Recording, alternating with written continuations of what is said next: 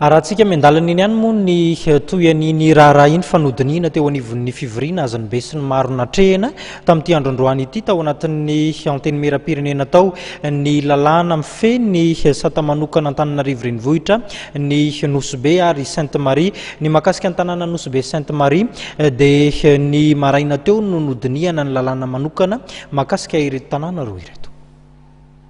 Distrika tokana ary commune tokana fehezin'ny préfet no apetraka ao Sainte-Marie sy Nosy-Be. Isin'ny fitsinjaram-pahefana ary anakekezana ny vahoaka napetraka ny boriboritany izay délégué ny tendreny be ny tanàna no mitarika azy. Ho an'ny Nosy-Be manokana boriboritany 5 no apetraka ny toerana.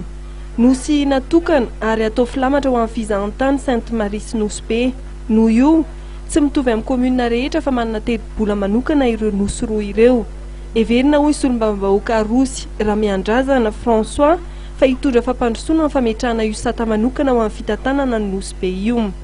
Raha ny fijerena iny lalàna vaovao iny mikasiky sata manokana ho an'ny Nosy-Be, hita fa tegna agnova ny fitondrana ao Nosy-Be izy ary hitondra fampandrosoana koa amin'ny Nosy-Be satria tamin'ny taloha maire ray ihany no miandraikitry ny Nosy-Be manontolo fa izy amin'izao dia nanaovana délégué au maire isika regny arrondissement regny mba mangakaikaiky ny vahoaka ahafahan'ny vahoaka mitaraigna an'izay zavatra misy regny délégué au maire regny no mitondra tatitra any amin'ny ben'ny tanàna.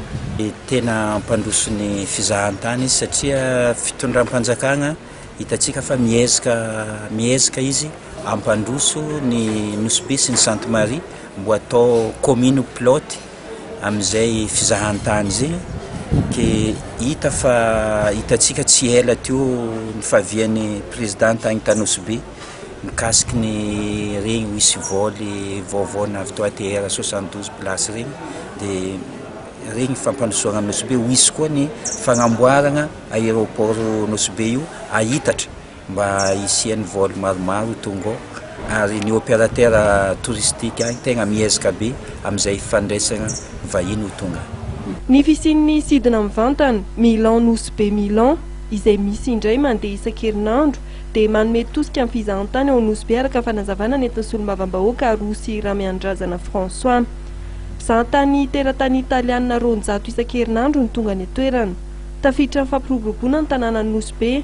Vina napetraka ny ampiakatra indroa isan-kerinandro ny sidina Milan Nosy-Be Milan manomboka amin'ny volana Jona ho avy izao.